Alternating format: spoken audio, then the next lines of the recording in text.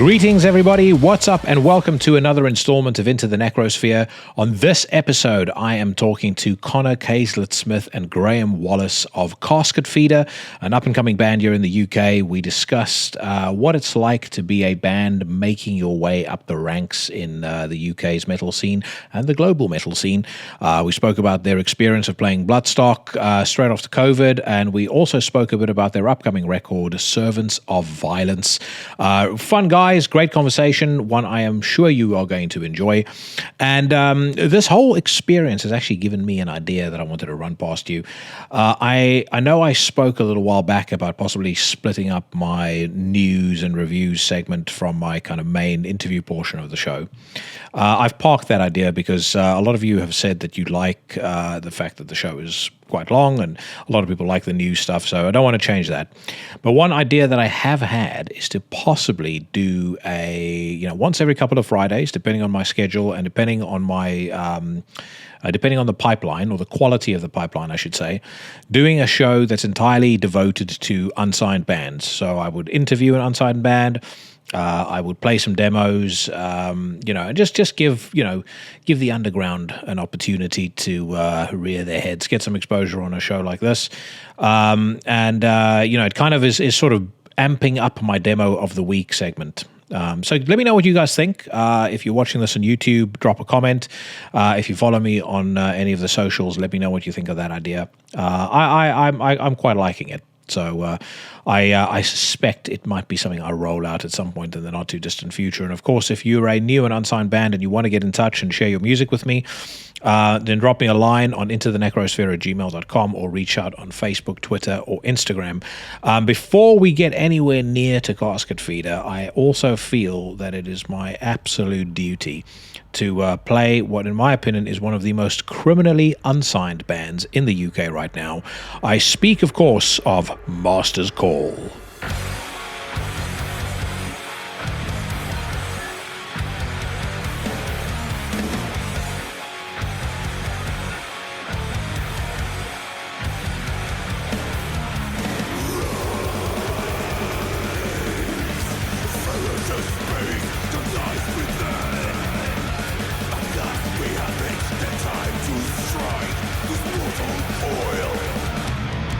So let loose the pain.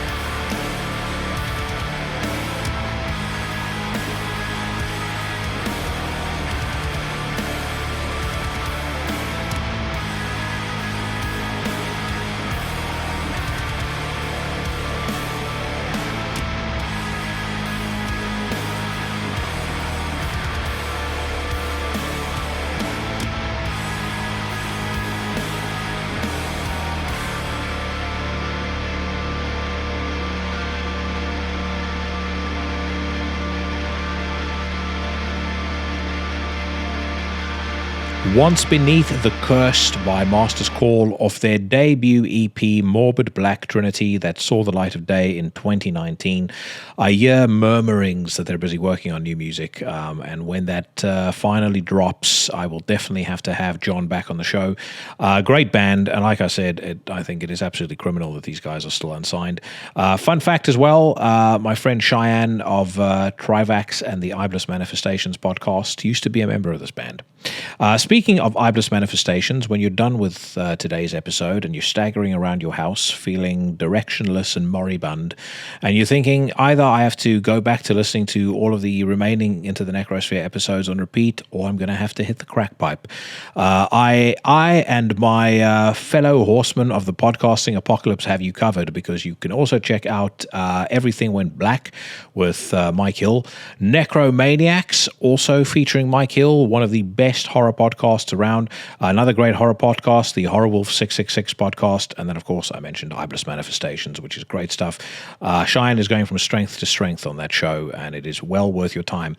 And between those 5 podcasts, frankly, you shouldn't have any time for much else. Maybe the odd Joe Rogan episode, but you should have most of your education and entertainment covered for the week. A couple of quick announcements. As ever, if you're new to the podcast, smash the subscribe button on your podcasting platform of choice. And if the spirit moves you to do so, and you check us out on Spotify or Apple Podcasts, leave me a 5-star review. It really helps the show.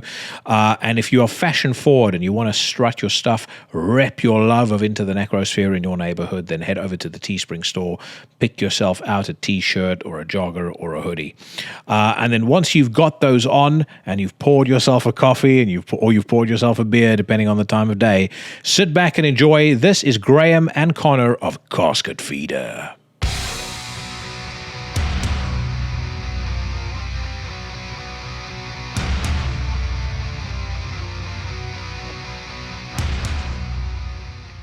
So welcome to the podcast, guys. And I'm going to tell you this now because I know you're a reasonably young band. It's downhill from here. So now that you've been on Into the Necrosphere, after this, it doesn't get any better. Winning a Grammy Award, gold records, whatever you have set your sights on for the future, it's not gonna top this. But I got introduced to you or to your music by Paris, and she told me to check you guys out, and it's right up my street, like aggro, mean, badass gym music. So as soon as I had a chance to listen to it, I said I'd love to have you on. So as I said, welcome. Thank you very much for having us. Yeah, really great, man. Thank you. How's it? So you guys, I did a bit of research on your background and saw that you've been together since 2016. Seems to me like in the past, say, like 6 months or so, the rocket has been strapped to your back a little bit. First the tour with Napalm Death, all of that sort of stuff. But just kind of talk me through the story of how we got to where we've gotten to in the year and now. So to go from the start, essentially how the band kind of got how we were kind of formed and stuff. So me, Graham, and Matt, our frontman. We're all from the same town, Milton Keynes. We played in various... The mean streets of Milton Keynes. Yeah. Bro, I just... Sorry to interrupt you. We can get...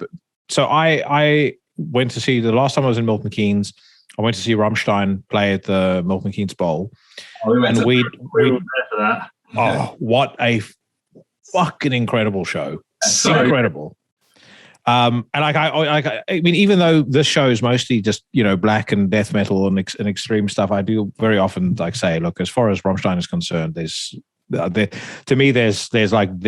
and then there's everyone else that plays live. You can't possibly compare. That was just amazing. However, we parked our car at Escape because it was too much of a pain in the ass to park it at walking back to the car. It's a long walk. Dude, it was like Judgment Night. Some of the spots that we walked through, I was like, I'm scared I'm going to get fucking murdered here.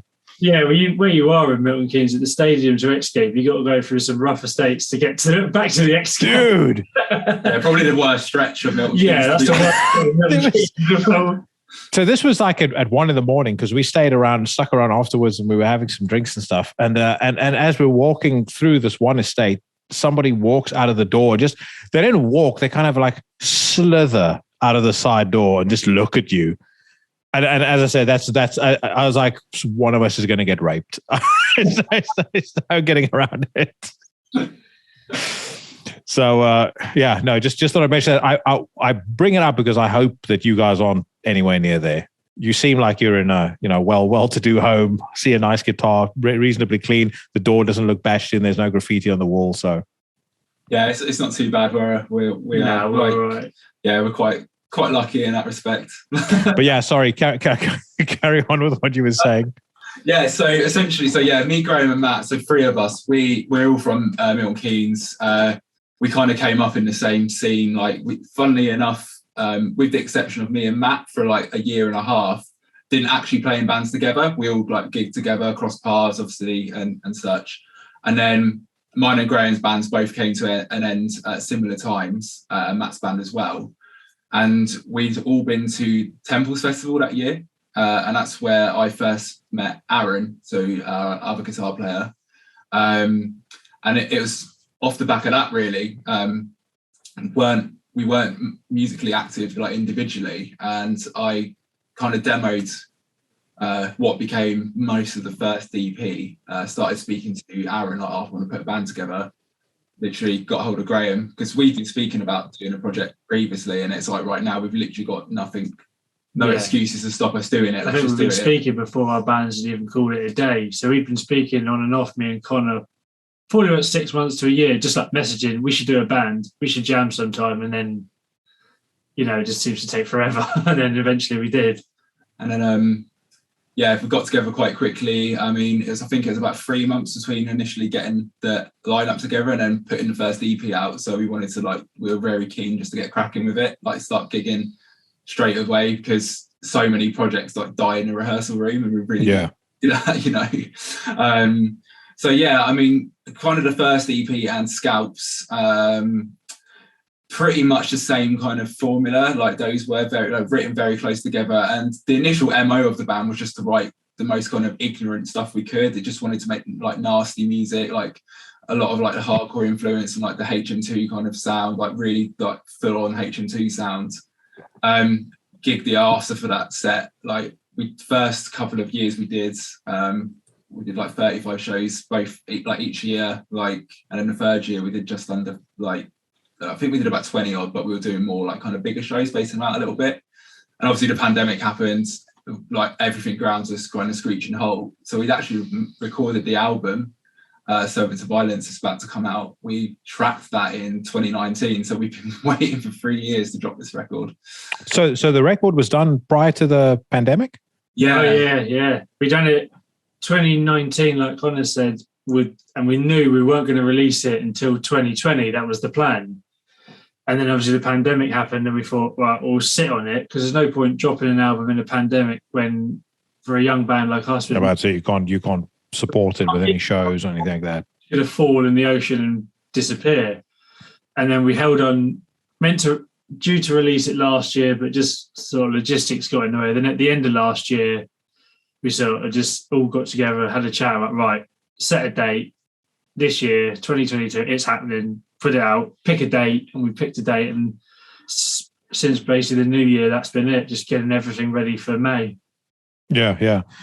That must have been, I mean, I've spoken obviously to a lot of bands who had stuff done prior to the the pandemic. I actually, probably the guy who was most frustrated, because in terms of timing, I don't think it could have been worse.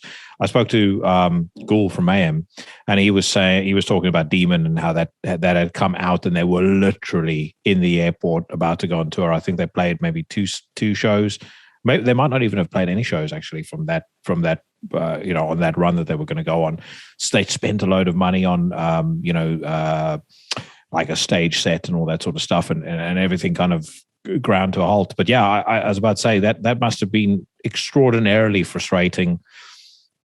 Yeah. Did it ever kind of get to a point where you sort of thought, well, we made this record together and we can, but we may as well kind of pack it in? I mean, I lie if I said I didn't think about it. Yeah. Because you're just sitting there at home, can't do anything, you can't jam. I mean, at one point, no one even knew when or gigs would even happen. So you're just like, oh, do I really want to put more time and effort into something that we don't even know if we're ever going to get off the ground? Yeah. It's funny as well, because I think it's something if we individually all kind of had those thoughts and went through some kind of period of time thinking like, oh, do we just stop this? But it was never like a group. It never became like a group discussion of like, do we pack it in? But yeah, it was just a really, obviously, really odd time for everyone. Like, I mean, not just us. I mean, literally everyone. Like, really challenging time for a lot of people as well. And like, I think that's the thing as well, when you've literally got nothing to do to distract yourself from like day in day out of like just working at that point in time. Like, you've got too much time with your own thoughts, and it can get in, a bit of despair can set in, and it was a bit like, oh, are we ever going to actually come out of this, or are we going to be able to return to like doing like shows and stuff like it used to happen? Like, there were so many unanswered questions, so it was challenging in that respect, like 100%. I think the fear as well was because we were so young, we had a fairly good reputation playing amongst the live circuit, and we were like, have we just? But towards the end of 2019, we had a couple of shows that were just dead, just rubbish shows that you just don't enjoy. And then they were the last ones we'd done. And you think, have we just lost all the couple of years before the pandemic? Have we just lost all that momentum we built up to it? And that yeah. If we have lost all that momentum, then I'm really, you sort of sit there thinking, do I really put all the effort back in to try and get this back up? I don't know. We all sort of dealt with it on our own, really. Yeah. And I think a lot of people at various stages felt like that. I remember actually going through we spoke about the Rammstein show. I remember when I don't think I've ever revealed this on the podcast. So, this will be a first, but I remember going through my phone and, looking at old photos of shows and like, little videos that I took. I remember looking at videos of that Rammstein show, and I almost got close to getting a lump in my throat. And I looked at it and I actually said to my girlfriend, like, I'm looking at this and I feel so fucking miserable because I feel like we're never going to get to experience something like this again. I look at all the photos from the day and I thought to myself, this was literally like as in terms of my experience of live music, and I've been to 600 plus shows in the last 20 years. I was like, was that going to be the best that it got? It's such it was this weird. I've never wrestled with the concept of finality to the degree that I did that day for something very simple.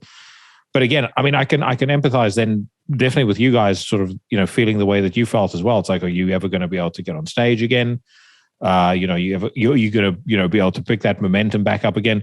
So the question is when all of this nonsense started lifting and Boris had his parties and the story came out and all of a sudden COVID was a thing of the past. Go on with your lives. What was it like? When was the first shows that you guys played again after this? After this mess was done? It was the first show back was the week before we played Bloodstock. We headlined done our own show in Milton Keynes, and that was, I think, it was about 18, 19 months since we last played. We hadn't done a show for like 19 months, and for a period of time, it literally looked like our first show back was going to be Bloodstock. So it's like, oh, no pressure. But yeah, we had a warm-up show, like a hometown show, headlined that like 5 days before playing Bloodstock, and it was fucking great. Like, we didn't know what to expect because there was so much uncertainty. So obviously some people were still kind of like wary about going out, like being around like big groups of people and stuff. And you kind of, it's really funny because you're like, well, of course I still know how to play live, but it's like, do I still know how to play live? Can I still like actually perform and play the songs? And it was. Oh, so yeah, I was so ready. As soon as you get up there, it's just like it literally comes flooding back. It's like when you let a dog off its lead. It's literally like that. It was great, and it was the best attended like hometown show we've done. It was packed, and like. The mad thing for us, like there was a few people that come down from like Wales and stuff to watch us, which is crazy. Like, and then loads of like, this is like it's kind of like a bigger discussion, I guess. But something we're quite vocal about as a band is obviously for metal to survive and to be strong, you need new blood in the scene. You need to encourage people into the scene. And there were so many like younger kids there, like 18, 20 and stuff, who we'd never seen. And obviously that's probably some of them, that probably the first kind of shows they've been to. And I think there was some girl there, like, she was like 16. So by the time that show rolled around, by the time the pandemic started, she'd have been 14 or 15. So that may have been her first batch of live shows. Yeah. So that was wicked. And it was like, it just reminds you, it's like, this is like just playing that show and having that energy, and just like, it's like, oh yeah, this is a reason why you not to be like all about it, but it's like, there's a reason you do this, and it's this, like, it's the energy, it's that there's nothing else like it at all. Like, and all of those times where I doubt, like, I think a big part of being a musician is like having a lot of self-doubt sometimes and having a bit of imposter syndrome and whatever. And then, but it's times like that, it's like, nah, this is what I was like, we're made to do, and this is what you like, this is my purpose doing this. Is like, there's nothing else that I want to do, kind of thing, you know. That's definitely something that I picked up from these first two singles that you've put out off the new record, off the forthcoming record. Is there's like a real confidence to it, like a real, which I love. You know, there's like a real swagger to it as well. You kind of have that hardcore swagger. You got the death metal, overtones. But what I really like about what you guys do is you blend that together in a way that doesn't sound like one was shoehorned over the other. I think a lot of times when bands try to combine death metal and hardcore, I think one always seems to feel superficial. You know, in a different context, I had a conversation with Sotiris of Septic Flesh not too long ago, and he was talking about the symphonic stuff that they do, and he was saying the analogy that he used that I loved was, the symphonic elements for them is part of the face. It's not makeup on the face. I kind of feel like that's the same with what you guys do. You know, death metal isn't the makeup and hardcore isn't the makeup. It all just forms part of one whole. I mean, I'm super excited about hearing the full record. But what I was going to ask you is that you mentioned the show being packed. What was the energy like when you played? Because my theory had always been, you know, I'll definitely be open about this. The pandemic was probably the best thing, ironically, that could have happened to my podcast, because loads of people were sat at home and were willing to either A, listen, or B, come on the show. But my view had always been like, because people had live music taken away from them for, you know, the better part of 2 years, 2.5 years, when it came back, they were going to appreciate it a lot more.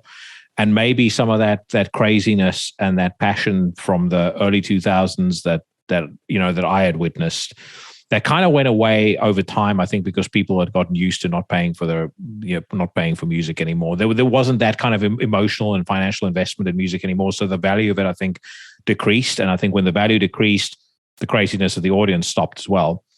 But my view was it was going to come back, thanks to the fact that people had kind of probably learned their lesson a little bit. And, you know, it's like you don't know what you've got until it's gone, kind of thing. What was the energy like when you were on stage? Oh, so good. I was so pumped. And just, see, I can't really see much from behind the drums. So to actually see a few people just falling over at the front of the stage and falling onto the stage, it was great. Yeah, it just got me so pumped. Every time the song played, you see more people going for it. I was like, oh yeah, this is sick. Yeah, it really felt like a big party in a way. Like, you're right in what you're saying. Like, it really was that.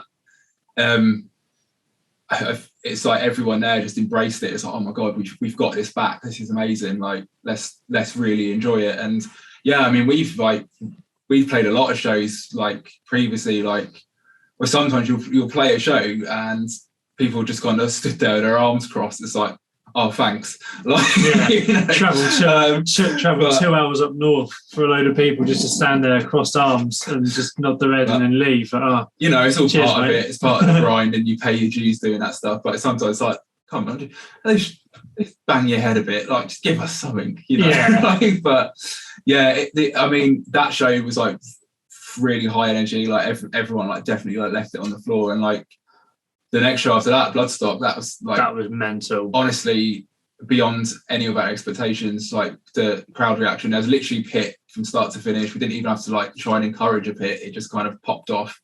And every song we played, bar one, had never been was unreleased because the record hadn't dropped. Well, obviously, no singles had dropped from the record. We just had the EPs out. We just played one song from one of the old EPs.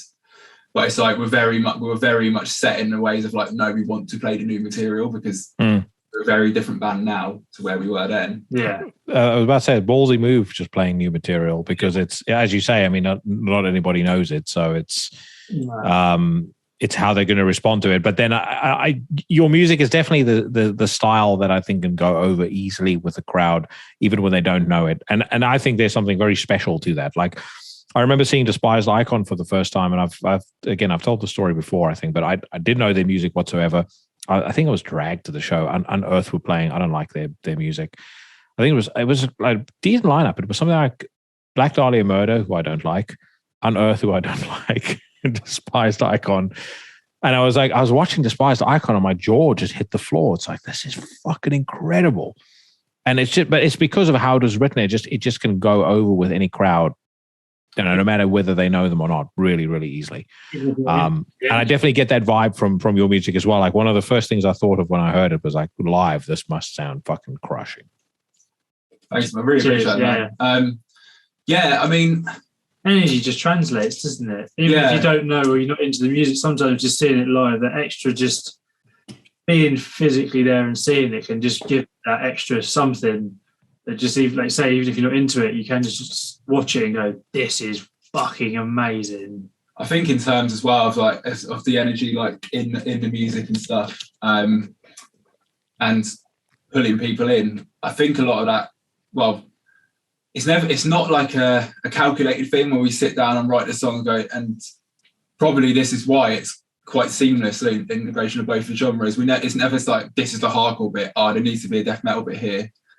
Because it comes from like a genuine love of those like genres between the band. Like, we all love death metal, we all love hardcore, but like different strains of hardcore and like different strains of death metal. We've all grown up listening to that. They're both like really high energy musics, and I think like, not to toot our own horns, but having a genuine passion for those musics and like having grown up playing it, like perfecting the craft and like through different bands we've been in and stuff, and just like really like just honing our chops and our songwriting. I think that's why it comes through, because it's something outside of Casket Feeder collectively we've been working on for the past like 15 years, just in different guises, and it's all come together now. And I think we're at a point with it. I'm really excited for people to hear the album, because I think this is we've really nailed like what we wanted to achieve initially. We've expanded off the first template, but I think we've actually found our sound now, and it's a real representation of like the band. 100%. Yeah. What was so you mentioned Bloodstock, and kind of we skimmed over it. What stage did you play on at Bloodstock? New Blood stage, the tent, small little tent. And how many people can that fit? I think it's. I've no idea. I think it's a couple of thousand. It's quite big. No, not 1,000. Good. I don't know. I couldn't tell you. A few hundred, a good few hundred, and it was packed. Yeah. I've never been to Bloodstock personally, but I do remember reading a lot of reviews of Bloodstock, and a lot of folks were saying like most of the tents, like everywhere where people could kind of squeeze in, seemed to be absolutely rammed. So I would imagine you had a reasonably good turnout for yourself when you played as well. Yeah, we didn't have any clashes with anyone as well, so that was a really good thing, because we were panicking that the band Earn. They were playing right before us, and so I messaged Joe, because I know Joe, and I was like, I can't believe we think we might be clashing, so we're not going to get to see each other play. And then apparently Joe just told everyone at the end of their set to run to the tent and the other tent to watch us. And by the time we started playing, you look out and you go, you can't get any more people in this tent. It was amazing. I'd say at least you guys didn't clash with Judas Priest or with Devin Townsend. That would have been a fucking disaster. So worst. Imagine that. I think if we got billed that high, we would have like, someone's made a mistake here.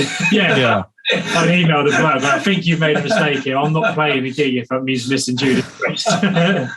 What was Bloodstock like generally? Like your experience of it? I mean, had you guys been before as attendees? Yeah, I've been most years since. I think I only missed 1 year before that since 2009. I've been loads of times. It's my first time going actually. Last year, yeah. It was great though. I mean, I loved it as a first time like attendee, and like the vibes were just really good. Like it's really positive. Like I think it's particularly that because it was so. There was a point where it's like doubtful. It's like is Bloodstock going to get cancelled because so were cancelling, and once you got there, it's like, oh my god, it's actually happening. Like I'm at a festival. Oh, I don't have to wear a mask at a festival. I can just feel the collective I can actually relief. relax and like enjoy myself. Like yeah, it was insane. Just like really good. Like just really cool. Like there was like obviously a good mix of bands there and stuff. Like even bands that I'm not particularly into or whatever. It was just great being able to go and like watch a band on a big stage again and like have a cold pint with your mates and stuff. Yeah, I think everyone it was a bit like a holiday for everyone. Really, it was awesome. Yeah, it's pretty amazing what Vicky and co have been able to achieve with that festival. Because I mean, I remember when it started. I mean, it was tiny. It was like at a festival, like a not like a festival hall, but it was like it was done in a hall, right? It was like an indoor thing. And they had the bands in there, but I mean, it in terms of what it's turned into now, where you've got like the, like carnival rides and all sorts of other crazy shit that goes along with it. It's become like a real spectacle and a real destination festival in its own right. Yeah. More so than what other homegrown festival aside from Download has risen to those heights in the UK? I don't think there's anything. No, I don't think so. It's such a good festival. I noticed the big change going there so many years. Probably in the last probably about 7 years, you just look back and you go, I remember coming to this festival when it wasn't sold out. It was tiny. It had the main stage, and I think it had another tent somewhere. I can't even remember if it was, anywhere near the size it was, half the size. And to see it just every year you go back as a paying member of the public, you go back and you go, it just gets wicked. It's just grown and grown. And last year was probably even more special because so many bands from abroad couldn't come. So to pack out 5 days of pretty much British bands, up and coming British bands, or bands that probably wouldn't have been given a chance just yet because they weren't ready. Last year was the best one by a mile for me. They're also a festival, I think, that have helped elevate a lot of bands into that headliner slot that wouldn't necessarily have been there before. And you kind of spoke about it from the perspective of fans earlier, but I mean, there's like raging ongoing debate about, who's going to be the next Metallica, or who's going to be the next Machine Head, or, who's going to be the next like big marquee name that you can stick at the top of a festival bill, and it will draw 50,000 people or 60,000 people or whatever the case may be. And like I said, I feel like they've done more as a festival than just about anybody I can think of to help elevate bands to get to that point where they can comfortably play in front of that crowd and suitably impress that crowd to where when they headline a bigger festival, those folks are all going to part with their money again to go and see them. Yeah, I agree. Like, I think Ghost probably wouldn't be where they are had they not have headlined Bloodstock a few years before. I think that was a big thing. And I think when Gojira headlined, that was a big moment for a lot of people to go, actually, this band can move up on a headline on the bigger stages. And when I first saw Behemoth headline there was always talk, you see like the moaning people, are they a headline band? Are they a headline band? And now look at Behemoth. They're probably the biggest extreme band in the world. Yeah. Selling some of the biggest venues, I think that all stems from being able to being given the chance to play headline places like Bloodstock. So they really have put a lot of value back into this music, I think. Yeah. And again, I think as we've touched on, I think that's critical for the scene as far as its ability to keep growing and to stay alive. Is you need those big bands to replace the old guard. Yeah. And you're going to need to have bands that are kind of coming up to replace them as well. I mean, I enjoy Behemoth's music. I find Nurgle to be somebody I can. Sometimes I like him. Sometimes I he does certain things I find annoying. One of them was that whole thing about wearing a Dark Throne T-shirt to a YMCA and getting kicked out, and then it turns out that wasn't the case. And then he says, "Well, he just meant it metaphorically." I mean, stuff like that. I kind of sort of go, I wish somebody would just sometimes stop you from posting on Instagram or on Twitter, because I've met him. He's a super nice guy. I met him back when I think it might have been when Zoskia Cultus came out.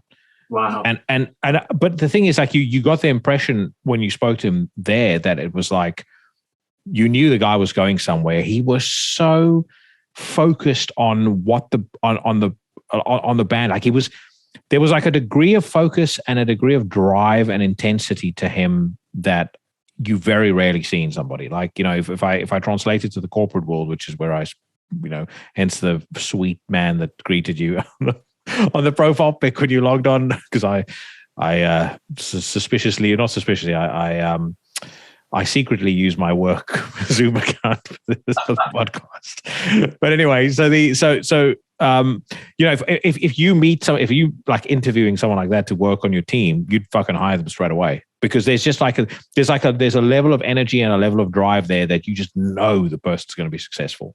I remember meeting Troy from Mastodon. It was the same thing. I met him right when Remission came out, and I saw them play at the Underworld in front of about 200 people. And I said to a friend of mine who was with me, I said, I guarantee you when they come back to the UK, they're going to be playing in a much bigger venue. And sure enough, they did. I think Crack the Sky came out after that, and they went from playing the Underworld to doing 3 sold out shows in Brixton Academy. Yeah. But you could just tell there was something different to them. It's funny actually to mention Mastodon specifically around that touring cycle, because similar thing happened here. So I didn't go to the show because it might have been before Remission. It might have been might have just been before Remission come out. Yeah, so they were touring with High on Fire. They were like supporting High on Fire, and they played in Milton Keynes, an old venue that's sadly been closed for a few years now, called the Pits. It was like a 500 cap venue. It was amazing. But they were like unknown in the UK at that point. Matt went to that show actually. He's a little bit older than us. So Matt and a few of our other friends went to it as back in the day. And this band Mastodon, I was like, who's this band? And literally everyone who was like present at that show talks about like, yeah, they just come on, took the roof off the place. And then when High on Fire came on, everyone pretty much left. Like, because it was just which is wrong. All those people should be. Oh yeah. But everyone's like, what have I just witnessed? Like, yeah. Those moments, like, because they were meant to play Milton Keynes again the following year, but they were booked to play, but then they had to cancel because they got taken on the Unholy Alliance with Slayer. Fair enough. That's what the plan. Yeah. So yeah, I think bands like that, like you say, and people like Nurgle, there's something that you say, there's something in them you can't physically describe. There's just something there that you feel of them, that you know they're destined for something with them. Yeah. Well, I will also say to the contrary. I've seen Behemoth twice. One of the times I saw them play with Crisian, and Crisian was so fucking good that like I almost think no band should have bothered coming up after. If I were Nurgle, I would have said, "No, I'm sorry, I've throat sore. I can't come on stage." So what those 3 men do when they get on stage is diabolical. I mean, it's like having fucking javelin tank destroyer missiles fired at you from stage. It's just insane, absolutely insane. I don't know how big of a fan you are of Crisian, but I'm a huge fan, and I like what they do on stage. I just think is phenomenal, but especially for 3 guys who don't even move around a lot. Like I'm a big fan of motion breeds emotion on stage. They don't even move around a lot. There's just something to them. There's just a presence to the 3 guys from Crisian that you just buy into as soon as they come on stage. No, I don't know enough of this stuff, but I know what you mean. Like similar to Cannibal Corpse, they're not that a mad band, but they just stand. Yeah. And as soon as they're old men. That's the thing. You can't move around at that age anymore. I'm 42 years old. I got my first. I've been talking about this on the podcast for ages now. It finally arrived today. My first skateboard in 21 years. Got the thing, put it together. got on the board, pushed myself, immediately got off. It's like, first thing that has to be replaced here are the bushings. These fucking things are way too soft. And bushings, by the way, for anybody that doesn't know, are like the rubbers in between the trucks that hold the wheels. It means if you got softer bushings, it means the thing is more flexible. When I was young, I couldn't skate on something that was too flexible. So this is ridiculous. But what the point I'm making is, when you're Alex Webster and you've spent most of your life spinning your head around playing bass, you're there's no more of that. It hurts a little more in the mornings. Yeah, definitely. So how old are each of you? I'm 31. Yeah, I'm 31 as well, actually. Aaron's 30. I'm going to say... No, 33, 34. I think he's 33. Is Matt 35? Yeah. And then Lewis is 29. He's the baby. So you're old enough to, at the very least, have been massive fans of Napalm Death by the time that you got to play on that bill with them. How to what degree was your mind blown knowing that you were going to be on stage with them? Because for me personally, I love that band so much that I think if I were in your shoes, I'd have gone, I don't care about Bloodstock. I'm going to play with Napalm Death. So it's like I think it was just excited because you knew it was going to be a good show and a packed show, but I just think for myself, and I think Connor was the same. There wasn't this attitude of like, oh my god, we're playing with the great Napalm Death. We kind of got that other attitude of like, yeah, we're going to play in front of Napalm Death people, and let's just fucking show them what we got. Yeah, going there confident, because I didn't want to. They are legends. They are heroes of the scene, but I didn't want to just bow down to that and then be, because they're probably going to blow you off stage anyway. But at least go down swinging. Do you know what I mean? That was my. Well, they're old men too. They can't move around. You got that going for you. You say they don't move around unless you're Barney. Yeah, but crazy. I can't remember who I had on the podcast the other day, but he said it, so I don't have to say it. But Barney's weird little chicken dance on stage. I love his vocals, and I mean that. Like I said, I just spoke earlier about how much I love that band, but those moves are it's like slow that down. So. Yeah, I love it. I just want to do it forever. I could just watch him do that and repeat on loop. You see, like for me, I talk an awful lot about like the older guys that are still relevant in the scene, because there's an awful lot of them that are terrible and that spend all their time criticizing every new band that comes around and says the scene sucks and whatnot.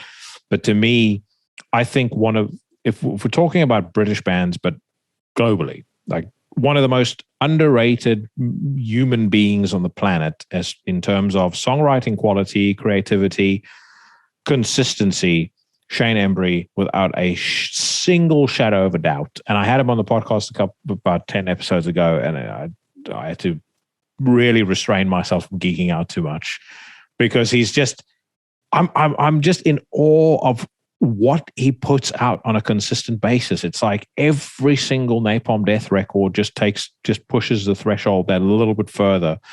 Every single Lockup record is great. I mean, even the stuff he's doing in Brujeria is fucking badass. I just absolutely love it.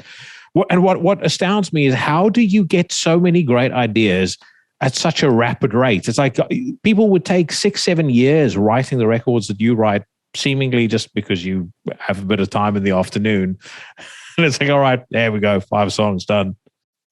Yeah, he's a beast. I mean, riff machine, isn't he? I think the thing with Napalm Death as well, like one of the reasons, they're legends and they've got such an amazing like back catalogue. They've got so many like iconic songs and albums, but even now, they don't stay in their comfort zone. They're always trying new things. They experiment with different like sounds and ideas, and I think you cannot help but respect that. Like, even if you weren't a fan of Napalm Death, it's like a band that long into their career still trying new things, like not just staying in one lane, not just like peddling out the same stuff all the time.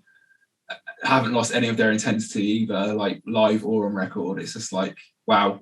Like, so yeah, it was in kind of going back to the initial question, like when we got the show, it's kind of like, oh, wow, it is an honor to be able to do that. But the way I kind of approach it is I kind of let the excitement happen after. It's like, right, get the show out of the way and then let it sink in, like, oh my God, we just got to do that kind of thing. It doesn't overwhelm me. Like Suffocation was a bit like that. We got to play with Suffocation a couple of years ago on 2 shows. And the second show we played with him, I asked Terence Hobson that they sign my guitar and stuff, and they were really nice. They were like, "Oh, you sure?" I was like, "Yeah." And that was a bit like, "Oh, can you sign my guitar, please?" I had him on the podcast as well. What a fucking badass guy! Great dude. Nice. Like, all of them were like really nice blokes. Like, yeah, but he was super Sam. It's like, he's written so many legendary like songs and riffs and stuff, and like just most down to earth like people. It's wicked. I think I fanboyed more over the Suffocation shows than I did with anyone we've played with so far. I've been such a big fan of that band since I was like a teenager. So when we got it, I was like, oh my god, that was a bit like when you first see Terence going in the room. I was like, oh my god, like there's Terence Hobbs. Their shows were. It's like there's two bands that I've seen play where there's like a real sort of palpable atmosphere of like violence could erupt at any moment. Suffocation is one, Cryptopsy is the other. Right. But Jesus, I remember seeing Suffocation. I've seen them about 3-4 times with Frank on vocals. There's just something about him on stage. It's like one of the most menacing dudes to get on a stage that I've ever seen in my entire life. And I think the New York accent probably makes it worse. There's just something that is just like pure mean intensity from him. I'm same as you. I'm a massive fan of Suffocation as well. And so many great songs and so consistent over the course of their career. Like, I mean, they've never put out a shit record. No. I think production's the only thing that's ever really let that band down. But I mean, yeah, writing wise, top notch. Yeah, songwriting, songs themselves, wicked. Can't fault. Yeah. So how did that Napalm Death crowd take you guys? Really well, actually. Yeah, I think it wasn't the wildest show for us that we've played, but in terms of like response when we got off stage and in between songs, it was really, really well received. Yeah, shifted a good bit of merch and stuff as well. Like, room was like really nice and full. Like, there wasn't anyone walking off while we played and stuff. So that's always a nice sign. Like, especially like we were on stage at 7, so like early doors on a Saturday as well. And I don't know, you could go one way or the other when it's that, but yeah, it was really good. Like, seemed to fill up, get busier as we were playing as well, rather than sort of people filtering in and out. It just every song you seem to look out, and you just seem to see a few more people just packing. Well, you guys have cut off for some reason. Oh.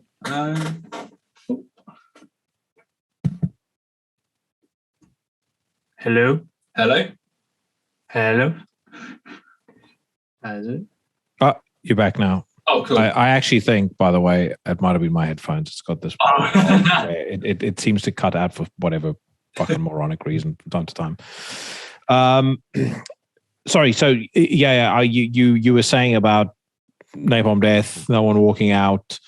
I was going to ask you actually, have you ever opened for a band where that was the experience, where like the crowd just wasn't into it?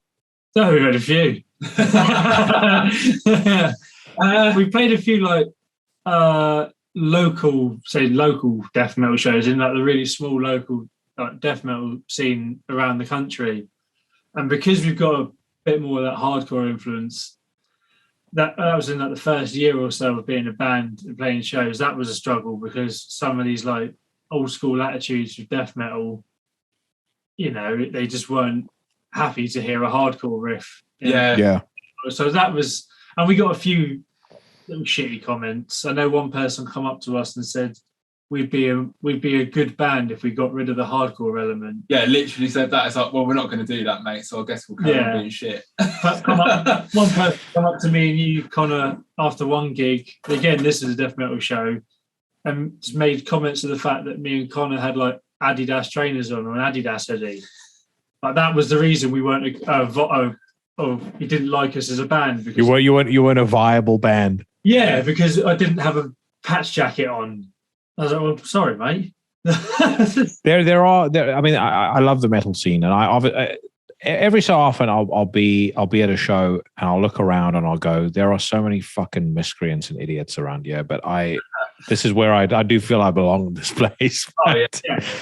But there are some serious weirdos around there. I mean, I could just imagine like the guy schooling you on, dress sense and, songwriting. would have been drunk, and it's like, oh, listen here, mate. Let me tell you, just get rid of the hardcore. Just get rid of the hardcore. You guys could be massive. Yeah. It's like, so, well, yeah, we're not. That's not really going to happen. And also, it's like you're trying to test our metal credentials. Like, mate, I've been listening to this music for nearly 20 years. I don't need to tell some fucking idiot who's just sat at the back of the room with folded arms why I'm into. I don't have to prove to you my CV on metal. Do you know what I mean?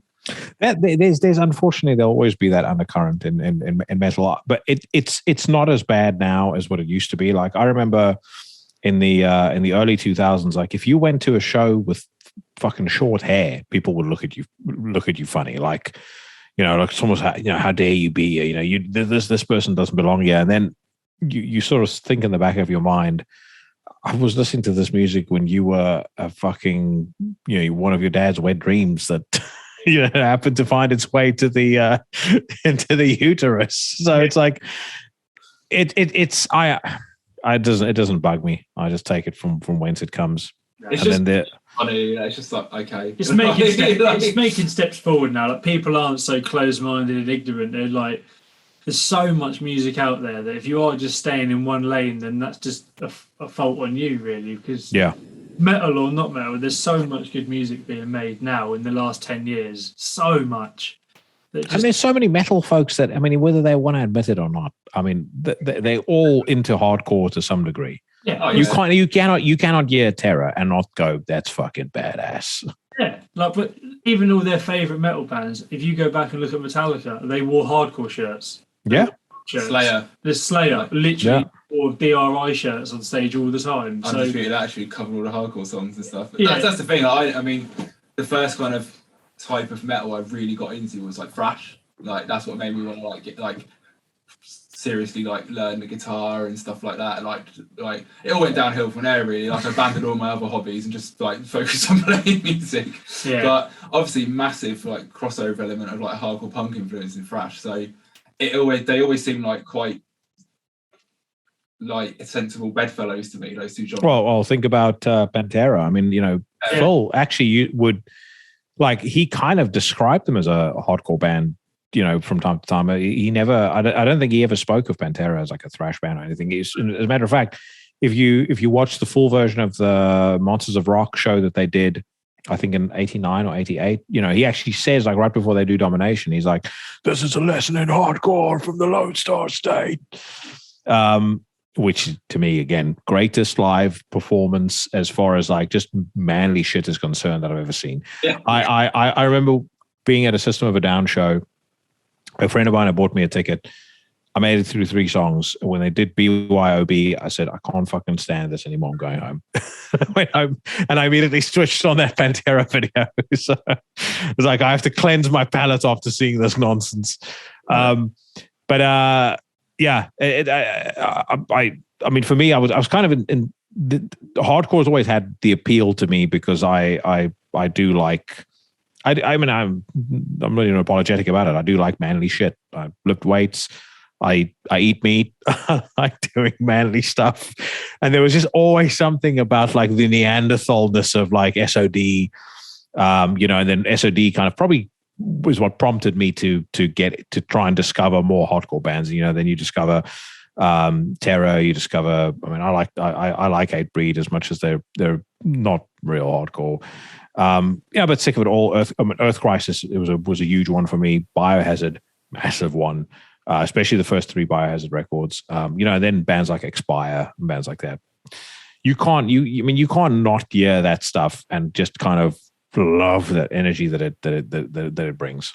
No, definitely. I really, my exposure to the hardcore scene was the UK hardcore scene, the Ruction Records, bands like Knuckle Dust, Cartel, Stamping Ground. Oh, Stamping Ground, so good. I had Ian Glasper on the show also this is probably about 20 episodes ago. I was so fucking psyched about that because some of the craziest things I've ever witnessed at shows, I saw at Stamping Ground shows. I mean, violence on a whole different level. Yeah, it's back in the day when I think they played Milton Keynes randomly, Marauder, and I was 14 or 15. That was my first hardcore show. And I just saw these huge guys just swinging. I was about to say, if Marauder was on there as well, Yeah, I mean, if you're 14, I would have shit my pants. I mean, with their long-haired little Grebo and a Murder Dolls t-shirt, and then these huge men just swinging it. I was like, this is amazing. Yeah, great. I think the thing with hardcore as well, it's so not that metal can't be, but there's always hardcore is so much more grounded in reality. I think in terms of like its lyrical observations and the issues that it addresses, and I think that's just why it's so much. It's got such a relatability to it, and it's not to go too far down the rabbit hole, but it's very like blue collar music, and it's and like it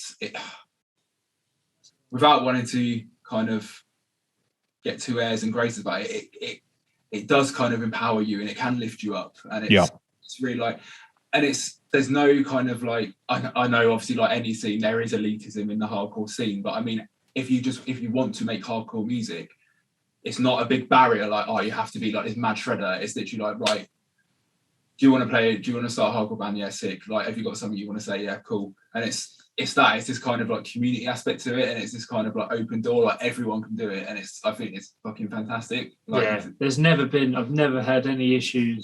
I've had more issues with like people's appearance at like metal shows than I have with hardcore shows. Literally, hardcore shows, doesn't matter what you're wearing, doesn't matter who you're with or whatever. As long as you come to the show and you're ready to like either play or just throw down with everyone when the band's playing, it's a much more accepting scene, especially here in the UK, than like some of the metal scene can be. Scene in the UK still needs to grow up, really. It's just a lot more grown up, mature, and grounded than some of the metal scene. And obviously, you get bad like apples in both camps, but like I think metal scene's definitely. I think the metal scene, the faults of the metal scene are always exacerbated by the internet, because people have big mouths on the internet, and that's in every aspect. Like, dude, the fucking metal Twitter is the worst of the worst. I can't abide by that. I'm on Twitter, but I think I've used the mute button so many times on that. It's astounding. The stuff that people come up with is mind-boggling to me. I don't really use Facebook anymore. I don't go on the comments and anything, because to be honest with you, I like what I like, and I'm not interested in other people's opinions on the matter, to be totally honest. But it's just there's people say things online. It's like there is no way you would say that in person to someone. Yeah. Not at all. And it's there's. And this is across the spectrum. It's not just music. It's like any social kind of thing. It's any social aspect or politics, anything like that. It's the extremities that are so amped up on the internet, because it's kind of like, well, I can say whatever I want here. There's no repercussions. And I think, I mean, there's still work to go in quote unquote real life, like in that shows and things that sometimes happen at shows and stuff. There's still ways to go, but generally speaking, I would say it's better than it has ever been. I mean, there's still work to do in terms of like, I know obviously women and transgender people, homosexual people, they can still face certain discriminations and like weird attitudes and like metal scene and stuff. But I do think it's come on like leaps and bounds compared to what it used to be. Yeah. I mean, I think about it from this perspective. If you look at the metal scene and people point out the faults in a metal scene, regardless of what it is, whether it's women feeling unwelcome at a show, a member of the LGBTQ community feeling unwelcome at a show, then my argument back is always, okay, yes, things could improve. Go to a normal club on a Saturday night and tell me that you experienced something different, usually different. I don't think that you will. In terms of women getting, objectified, I mean, come on, go to any fucking bar, and you won't see near half the shit at a metal show that you see at a standard bar on a Saturday night or a, any busy night.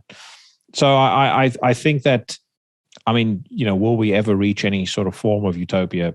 It's highly unlikely. It's just not the way the human race is wired, and there's too many morons to around in society to ever have that. But I think in the main, I've never seen any major discrimination at a metal show. I've never seen anyone be made to feel unwelcome, with the exception of the stares that I got for being clean cut when I was working in the city and going to shows. But I've never seen. The only thing that you do see from time to time, some of the old guard get a little irritated with the young bloods that are doing their windmilling and all this stuff, and maybe one or two of them are going to take a little smack or going to be pushed around a bit. But beyond that, I think there's more togetherness and more community at a metal show than you'll find at most places. Yeah, whether it's sports, whether it's music, whatever it is. And there's old people that don't like the newer jet. If you don't like the spin kicking, stand at the back. Yeah. You know what show you're going to. That sort of spin kicking isn't going to happen at the Behemoth show. You know what sort of show that's going to happen at. So going in, if you're not into it, stand out the way. Please never take a pint in the pit either. Yeah, it's going to get.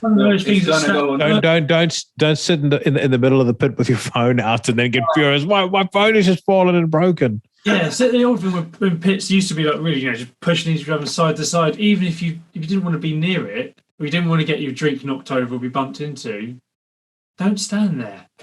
Yeah. It's ridiculous. I think it's so stupid. That old attitude is going, and it is getting a lot better, and people are just generally more accepting at shows like you were saying. But like I said, there always can be work done to make it better, but we're in a really good spot generally, I think, overall with the heavy music scene. I think as well it needs to be said, like any time I've been at a show, unfortunately, like very few instances of it happening, if something untoward has happened it's noticed, it gets dealt with fairly quickly. Yeah, I was about to say someone will always intervene. Yeah. Whereas it's interesting actually, like that's a really good parallel you drew about like going out to a club and stuff. Quite often that stuff won't get challenged by like other punters in a club. No, so I mean, I have an 8-year-old daughter, so I'm especially paranoid about this shit. I remember seeing a video floating around a while back where a girl is in Ibiza and she's standing, talking to her friends with her drink, and you kind of see a guy like dance up to the back of her and like drop a pill into her glass.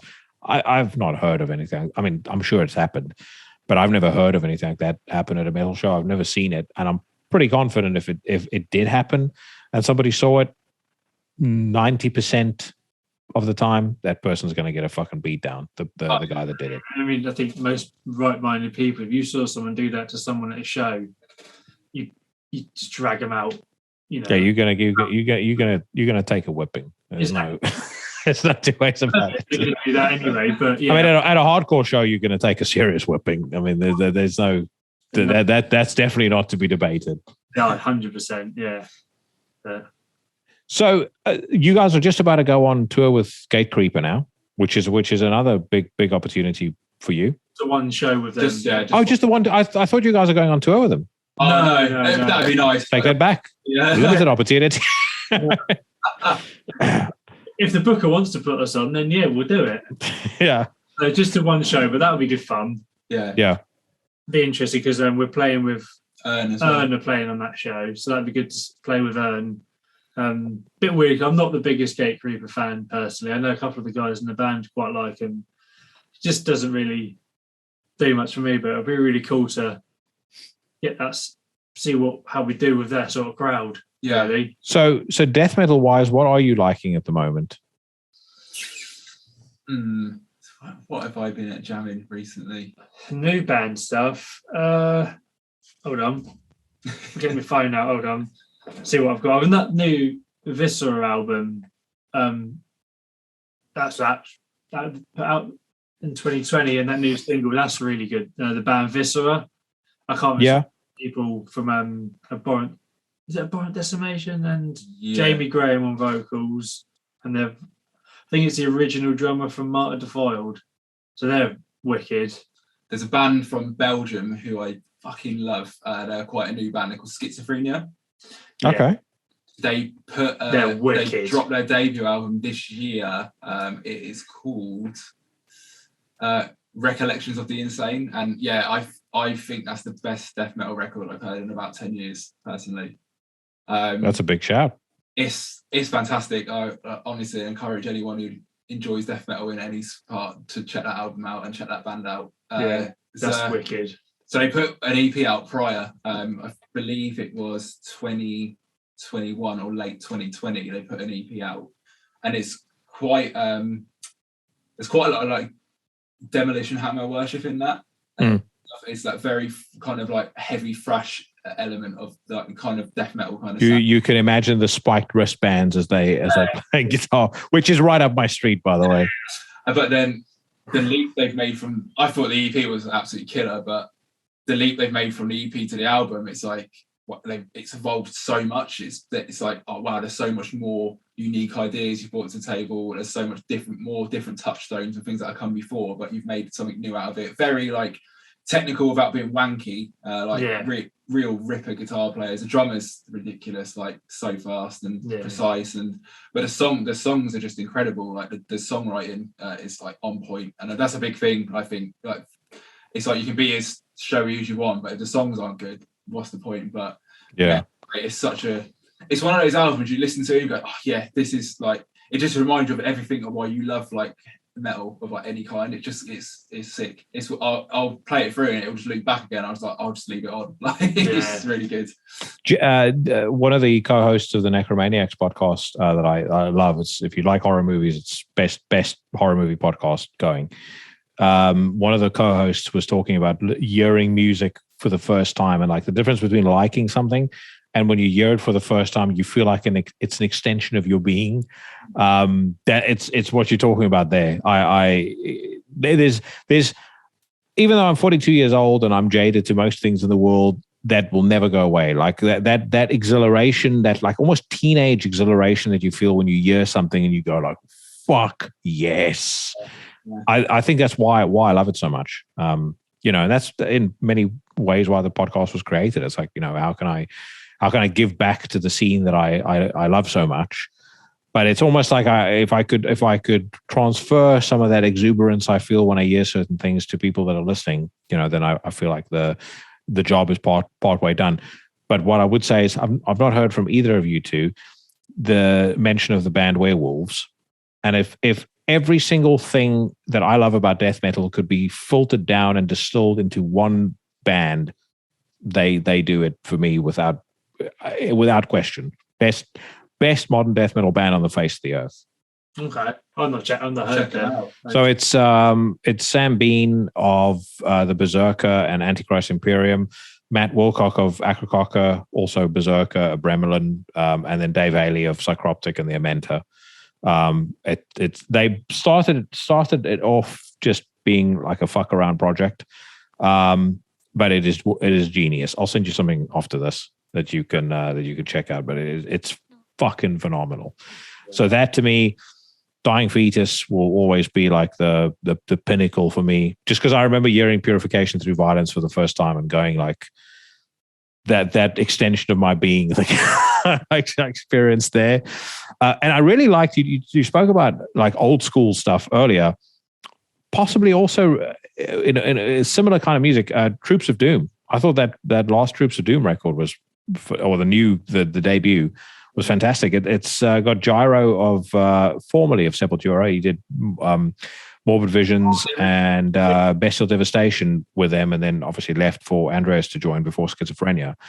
But he's pulled together a bunch of guys, and he's doing music that has a very heavy thrash, 80s thrash influence, 80s death metal influence, and like a bit of Celtic Frost, like very early like black metal vibe to it, and it is absolutely fantastic. Like the more I listen to it, the more I'm loving it. Sweet, sounds good. I need to check that out. Few recommendations. Give them a yeah. Well, like I said, Werewolves is the main one, so go ahead, and you will not be disappointed. Listen to there's a track that they do with Matt from Cryptopsy called "I Hate Therefore I Am." Like there's kind of like almost like a hardcore like vocal breakdown in the middle. The way the lyrics are written, the way they're phrased, the way everything is done, it's some of the hardest, most grim shit you've ever heard in your life. But guys, I really appreciate your time. This is kind of one of those things where I'm rolling the dice. If you get big, then people are going to go back to this episode and go, "That's one of the first long form conversations I ever did." Yeah. But no, I thoroughly enjoyed speaking to you. I'm very excited about hearing the full length record, and it comes out for anybody listening to this on the 20th of May. That's correct. Yes. Who's putting it out?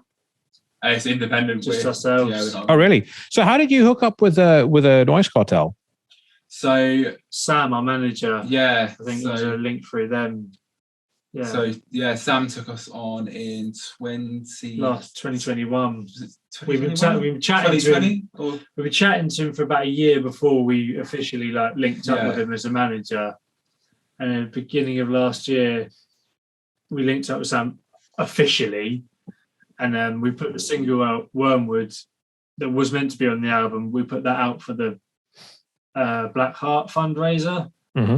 and then from there, it's all just So it's Sam snowballed from there. Really, Sam had been like a fan of ours for a long time prior, and he wanted to branch out into like managing bands, and he's really done a lot for us. Like he's really pushed things forward. He's helped us like kick down a few doors and stuff. Like I honestly can't thank him enough. Like first and foremost, like he's a really good mate, and that goes a long way. And yeah, he's put so much faith in us, and he really fired us up again. Like going back to the start of the conversation when we were saying went through that period of like everyone's like, can we do this, or is the record going to come out? Like what's going to happen? Like. And we were in the doldrums a bit, and he really did light the fire under us again. And 100%. yeah, I can't thank him enough for that, honestly. Yeah, Sam's the man. Awesome. Well, like I said, I highly doubt you guys are going to stay unsigned after this record. So when fame and fortune hits, I will have you back on, and we can find out what it's been like dealing with a drug addiction, the groupies, all that sort of things. All right, guys. Thanks so much. Take care. Thanks so much, mate. Bye-bye.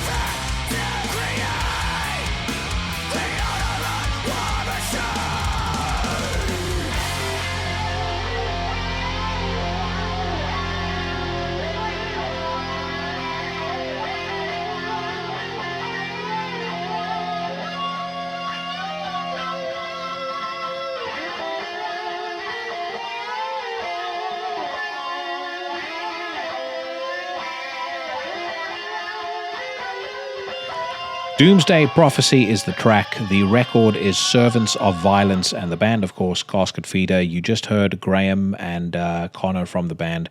It was an absolute pleasure having those two on. I hope you guys enjoyed it as well, and do let me know what you think of this idea that I've spawned to do an unsigned only special every couple of Fridays. The more I'm mulling over that idea, the more I like it. So if that works for you, then like I said, drop me a comment, send me a message on the socials, and of course, if you're in an unsigned band and you've got the chops, then send me your tunes. I'd like to hear it. Folks, that is it for me. This is obviously a shorter episode. No news, no reviews. You'll get plenty of that next week. You will also get Kirk Winstein of Crowbar, and then the week after, and it's already in the can, so get ready to be excited. If you're a fan of Seward, I finally spoke with Andy Marshall. I feel like that one's been building up for months, so it was great to talk to him. There was some wine drunk, some merriment on that conversation. So if you want to see a Scotsman and a South African be a couple of silly geese, you should start getting excited well in advance for that show. I am going to play out with another unsigned band. This is a band called Anachronistic. They have just completed and released a new record called 719 Ways of Decay. The track is called Late Night Fundraising. It plays us out. I will see all of you bad motherfuckers next Tuesday.